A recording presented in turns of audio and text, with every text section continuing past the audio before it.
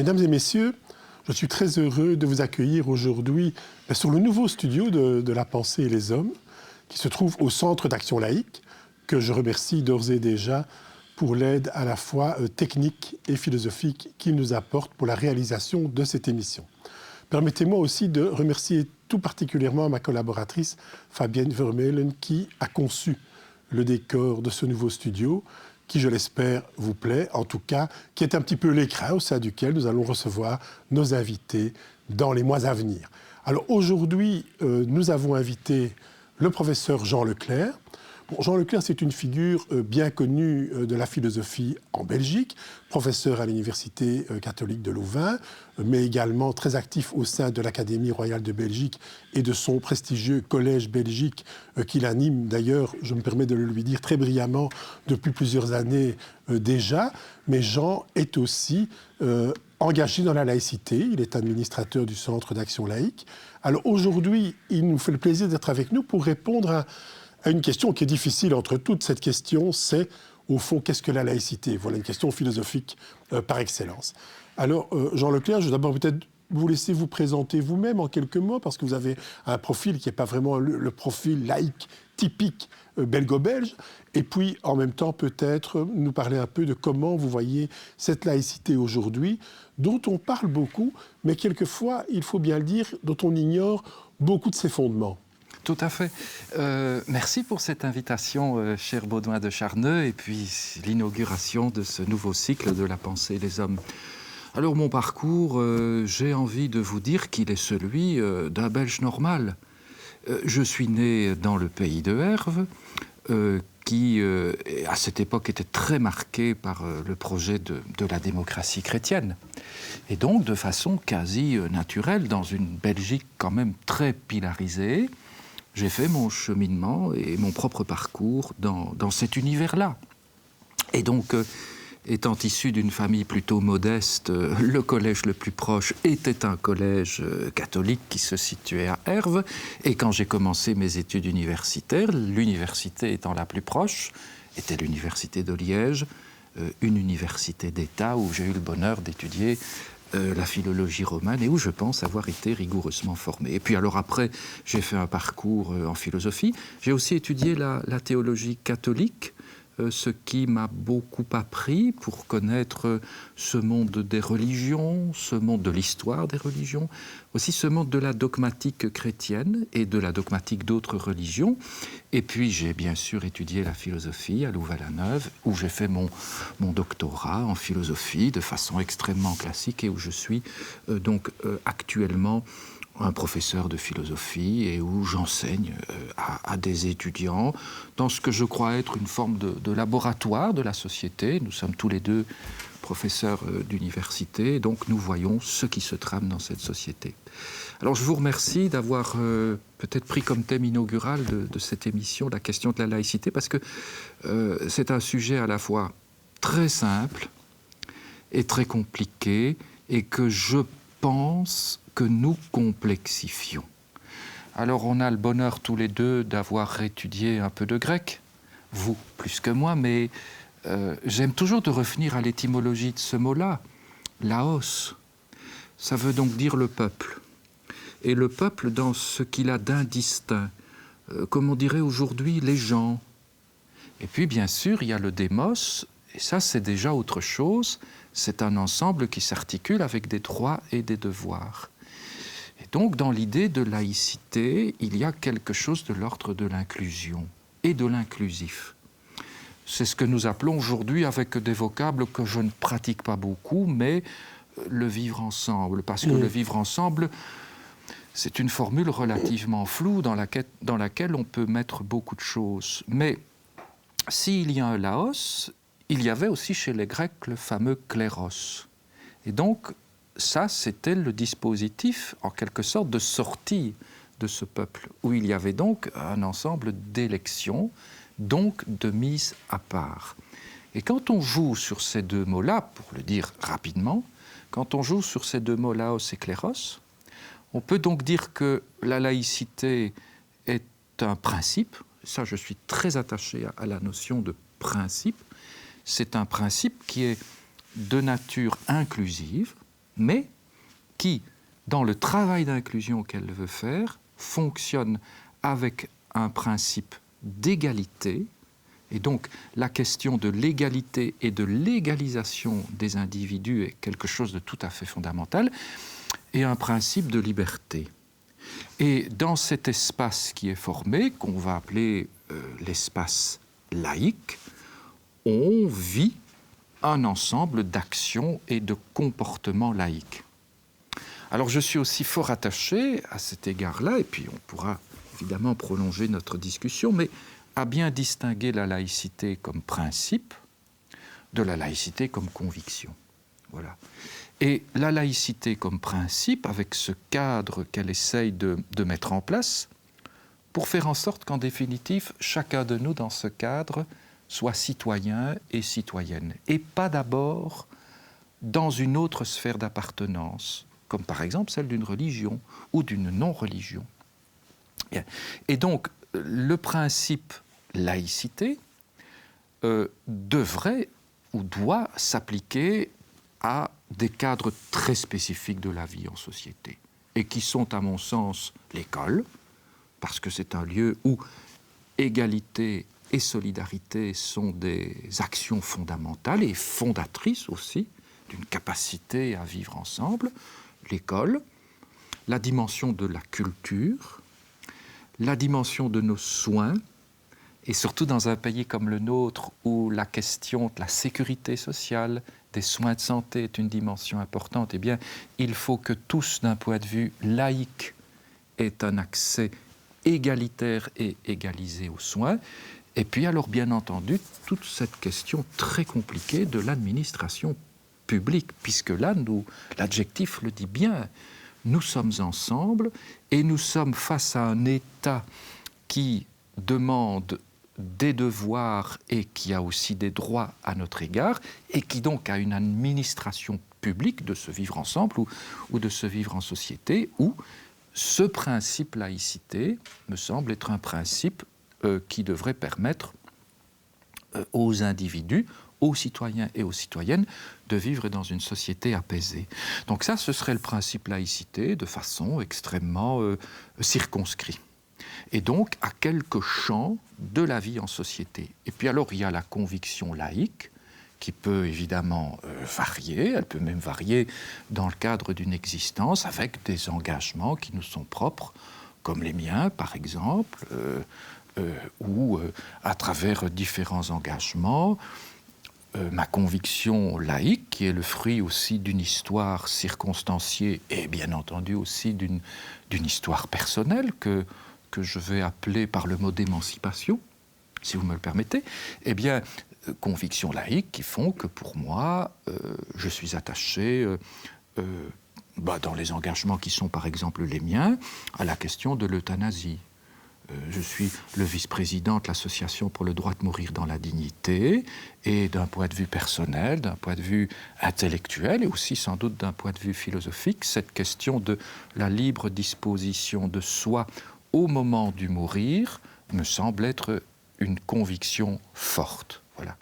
Et donc, on peut concevoir que, si je prends par exemple le cas de l'euthanasie, qui est un vrai problème de laïcité en fait, sur le plan du principe, eh bien, nous avons un État qui, dans la démocratie parlementaire et avec l'élaboration de la démocratie parlementaire depuis maintenant 21 ans, nous sommes entrés dans la 21e année, dépénalise l'euthanasie et qui est en quelque sorte un processus de laïcisation d'une société, puisque ici, on va la faire sortir d'un rapport religieux ou d'un rapport métaphysique où la vie est donnée, donc on ne peut pas la reprendre, et il faut un accomplissement dit naturel. C'est la thématique de qui est propriétaire de la vie. Exactement, voilà, de qui est propriétaire de la vie. Eh bien voilà, nous sommes dans un pays qui a dépénalisé l'euthanasie et qui nous permet donc de recourir à cet acte spécifique. Bon, ça c'est un principe de laïcisation, je crois, dans une société comme la nôtre.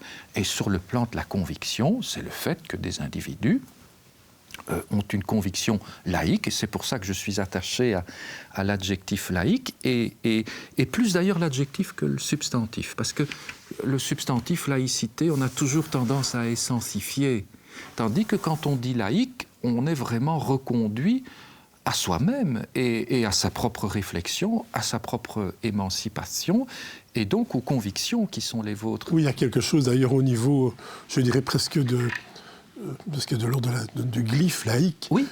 Laïque en Belgique, la façon dont nous l'utilisons, qui fait un peu sourire quelquefois. Tout à fait. Mais est intéressant parce que ça s'inscrit bien dans le sens de ce que vous désignez maintenant. Voilà. Et donc, bien voilà, dans le cadre je parle de moi ici, bien sûr, mais dans le cadre de ce rapport à l'euthanasie, c'est pour moi une conviction laïque qui fait que je m'engage et que, évidemment, dans une société pluraliste et dans une société où le dialogue est quelque chose de fondamental, je reconnais par nature et par essence que quelqu'un peut être tout à fait opposé à l'euthanasie quant à sa propre existence, quant à façon de gérer sa propre vie.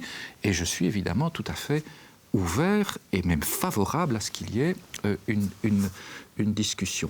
Et donc, si on distingue vraiment la laïcité comme principe avec le travail de laïcisation dans un État, et je pense qu'à cet égard-là, nous sommes, quoi qu'on en dise, dans un État laïque, même si le mot n'est oui, généralement, on dit neutre. On dit neutre, Belgique, mais il est vrai que on voit un sens de l'histoire qui va dans le sens d'une laïcisation de la société. Tout à fait. On peut dire que la constitution de la Belgique naissante est une constitution avec des dimensions laïques. Par exemple, tous les pouvoirs émanent de la nation. Ça, c'est laïque. Alors, c'est vrai, on a quelques incongruités, mais on a toute la question de l'enseignement, et ce n'est pas un hasard si j'ai évoqué l'importance de la laïcité et de l'action laïque dans l'enseignement. On a la question de l'enseignement. Et puis alors, on a cette question, qui est une question du moment. Hein. On travaille aujourd'hui sur la question de la reconnaissance du bouddhisme, qui est sur la table du gouvernement. Si vous voulez bien, mais tant que vous êtes dans le prolongement de votre réflexion sur la question de la laïcité, j'aimerais venir sur un sujet sur lequel vous avez d'ailleurs un peu écrit, qui est extrêmement difficile. C'est la fameuse question des signes d'appartenance à une religion, voire même à une philosophie ou une conviction dans l'espace public, et aussi parfois qui sont le fait d'agents de la chose publique au sens très large. J'aurais aimé comprendre votre opinion à ce sujet, parce qu'on est tous pris dans un dilemme. Oui. Spontanément, en tant que laïc, au début, on dit non. Pas possible, on n'affiche pas les religions et les convictions quand on représente ne fût-ce qu'une parcelle de l'autorité publique. Puis, quand on rencontre les personnes qui le revendiquent ou qui pensent différemment, on se dit oui, mais je me dois d'être tolérant. Et donc, comment distinguer alors la posture qui serait la posture la plus adéquate philosophiquement de celle qui serait notre inclinaison, je dirais, sentimentale, qui consiste à essayer soit de faire plaisir à une personne, soit de comprendre sa différence et de lui permettre de l'exprimer. Quel est votre point de vue en tant que philosophe là-dessus ? C'est une affaire extrêmement compliquée, parce que... Oui, j'ai conscience que je ne vous fais pas un cadeau en vous posant la question. Mais nous le savons bien tous les deux. Qui dit religion et religiosité dit affect, sentiment, émotion. Toujours. Et c'est très compliqué. Pour les uns, les affects sont positifs. Pour les autres, les affects peuvent être extrêmement négatifs. Donc, on doit déjà être très prudent à cette zone que l'on approche, et singulièrement quand on va parler des signes convictionnels. Parce qu'un signe, par définition, il est multiple, et donc il peut avoir différents types d'interprétations. Alors, si on se sert de cette distinction entre principe, laïcité, et conviction laïque, on peut faire l'hypothèse que si, dans la société, là où un État rend ses pouvoirs, manifeste ses droits, ses exigences, on a besoin pour que le principe laïcité, qui est en fait un principe de paix, et un principe d'une société pacifiée, et on le sait bien puisque cette question des signes convictionnels, par exemple, on le voit, ça peut provoquer vraiment des troubles, des blessures aussi, des blessures très personnelles. Des violences. Des violences, et qui sont dramatiques, puisque les gens portent un signe convictionnel et une conviction qu'ils associent quand même dans la grande majorité des cas à quelque chose d'une part de très important pour eux, mais aussi sans aucun doute de porteur de paix. Et voilà des signes qui, dans leur perception, sont complètement perturbés. Mais donc, si on pose la question sur le plan du principe, on peut dire qu'une société qui veut être apaisée, me semble-t-il, devrait avoir dans ces espaces que j'ai mentionnés tout à l'heure, et singulièrement dans l'enseignement, mais attention, je précise toujours l'enseignement obligatoire, c'est-à-dire l'enseignement où, dans ce pays, on nous oblige de passer depuis l'école maternelle jusque l'âge limite qui est 18 ans. Voilà pourquoi la question de l'université, elle est tout à fait différente. Mais dans cet espace de l'enseignement obligatoire, et puis dans cet espace qu'on pourra appeler, pour faire bref, l'espace de l'administration publique, c'est-à-dire là où un État exige de nous des devoirs, mais où nous avons aussi des droits, on peut faire l'hypothèse que dans ces cas-là, nous avons besoin, pour que le principe laïcité soit efficace, que nous avons besoin de neutralité et donc de neutralisation, et que nous avons besoin aussi d'une forme d'impartialité. Et ça, c'est pour moi un moyen de répondre comme par avance à la question qui est inévitable quand on permet la présence de signes convictionnels dans l'administration publique, qui est la question des quotas. Alors pourquoi ? Mais parce que tout simplement, nous sommes dans une société pluraliste, profondément pluraliste. Et c'est une richesse sans nom. Notre pays a quelque chose de très surréaliste et pourtant fondamentalement attachant. Cette société, elle est multiple, elle est plurielle, et donc elle est d'une extrême richesse et d'une extrême diversité. Mais pour que la richesse, pour que la pluralité, pour que la diversité puisse exister, dans ces lieux-là, qui sont donc les lieux spécifiques, je crois qu'il faut la laïcité, de la neutralité et de l'impartialité. Et je mets la laïcité au-dessus parce que je la considère comme un principe qui a besoin, pour fonctionner, de neutralité et d'impartialité. Et donc, dans ces lieux-là où l'État manifeste ses pouvoirs, je pense que, au nom d'ailleurs d'une certaine compréhension de la citoyenneté, et notamment celle du XVIIIe siècle, quand on est un travailleur, quand on est un agent, on dit d'ailleurs un agent de la fonction publique, eh bien je pense qu'on doit se dépouiller de ces signes convictionnels et, comme on le dit aussi dans le pays, les signes convictionnels philosophiques et politiques. Et je trouve que dans la discussion actuelle, on oublie très souvent aussi la question du signe philosophique et du signe politique. On se focalise trop sur le signe convictionnel, et dans le signe convictionnel, on se focalise toujours sur le signe convictionnel de la conviction musulmane. Et c'est une erreur gravissime. Voyez ? Et de ce point de vue-là, je pense que dans ces lieux-là, nous avons besoin de neutralité et de paix. La justice, par exemple. Comment pourrait-on concevoir, quand on est dans une société où le paraître joue un rôle considérable, et où, aussi, il faut ajouter à ça, le signe convictionnel est multiple dans sa compréhension. Pour les uns, ça va être un signe de la domination. Pour les autres, que du contraire, ça va être un signe de l'émancipation. Oui, ou de l'union. Ou de l'union, ou de la fraternité, ou tout simplement d'une requête de l'intériorité religieuse et spirituelle qui mérite vraiment le plus grand respect. Mais comment voulez-vous, dans un espace comme celui-là, qui ne dure pas non plus toute une vie, une administration publique en général n'est pas ouverte 24 heures sur 24, et on ne nous demande pas d'y travailler 24 heures sur 24, mais comment voulez-vous que dans un espace celui-là, on puisse encore prendre le temps de l'interprétation ? C'est pas possible. Alors, je pense que là, dans ces lieux, écoles, donc enseignement, éducation, administration publique, justice par exemple, voilà, ça c'est très important. Je crois qu'il faut une forme de neutralisation. Ça ne veut pas dire évidemment qu'on n'est pas engagé, nous avons tous les deux coécrit un ouvrage neutre et engagé. On peut être profondément engagé et pourtant neutre, et on n'est pas neutre bien entendu partout, on est neutre dans des endroits particuliers. Et donc, par rapport aux signes convictionnels, je pense que dans l'administration publique, il est important, pour ce temps de présence dans l'administration publique, de s'en défaire, et puis bien entendu, après, de les remettre. Et alors, si maintenant on prend cette question-là sur le plan de la conviction, ça c'est tout à fait autre chose. C'est-à-dire que si, dans le premier cas, dans le cas du principe, en réalité, je pense que l'État ne doit pas interpréter les religions.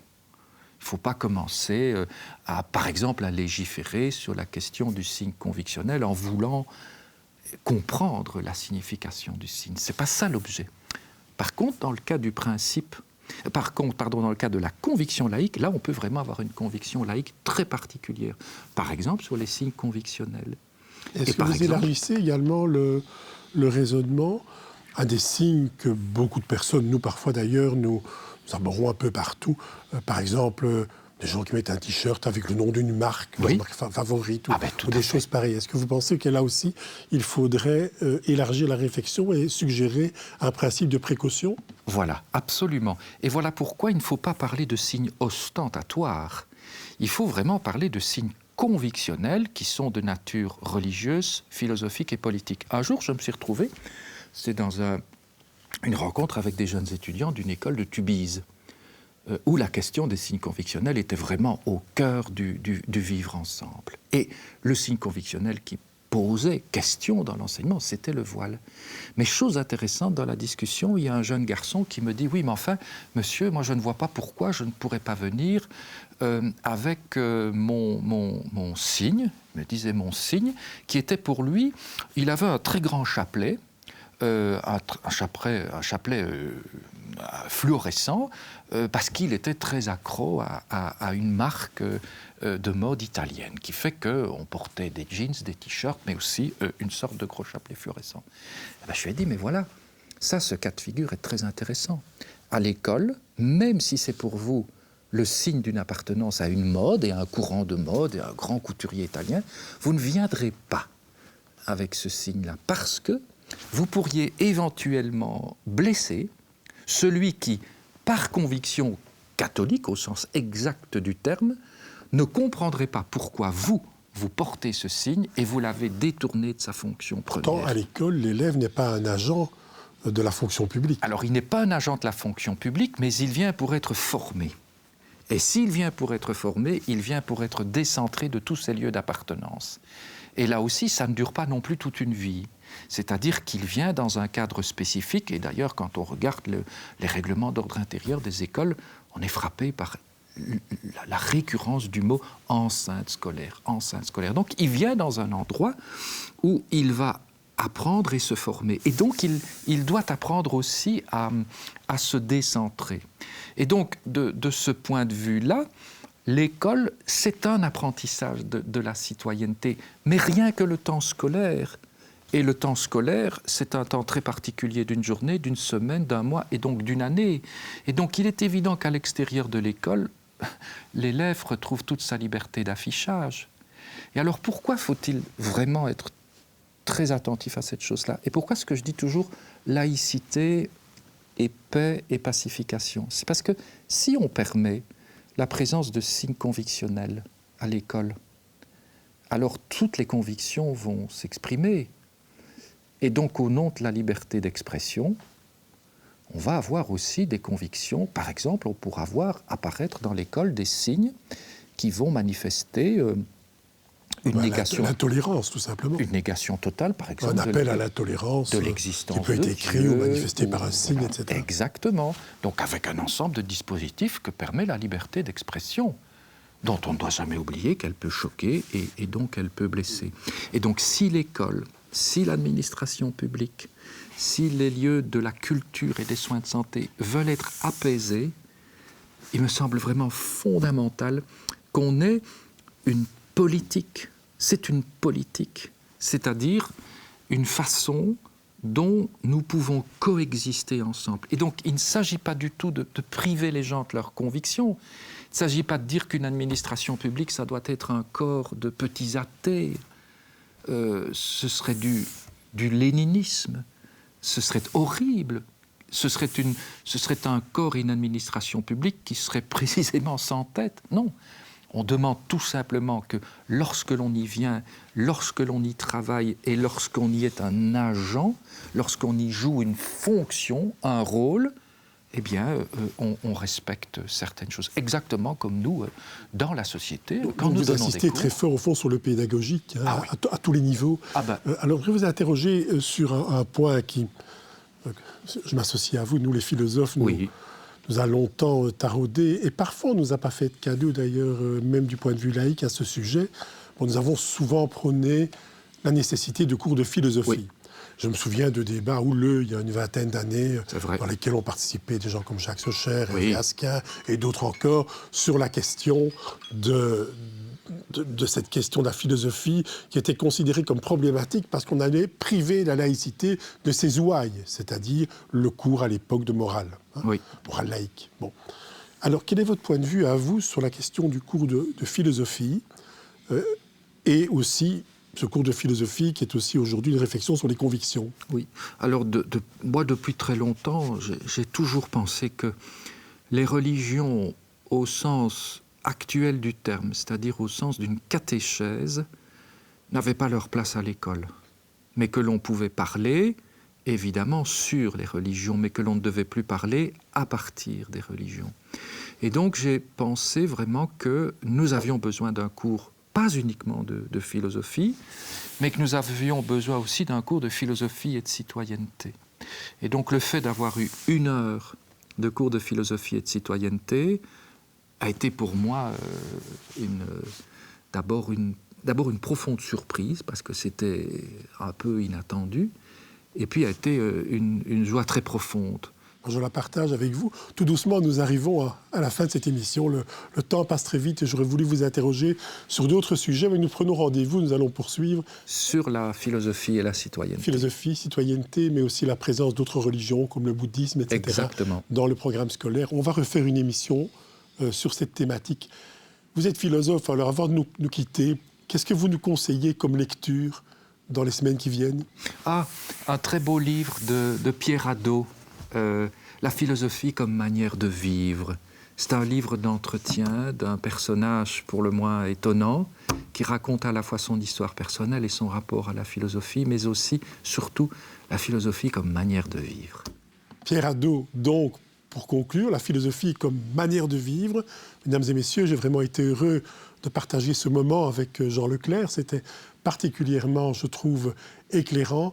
Et je vous donne déjà rendez-vous pour les autres émissions de La Pensée et les Hommes sur le même plateau, sur des questions philosophiques, sur des questions qui finalement nous permettent de mieux vivre tous ensemble. Merci.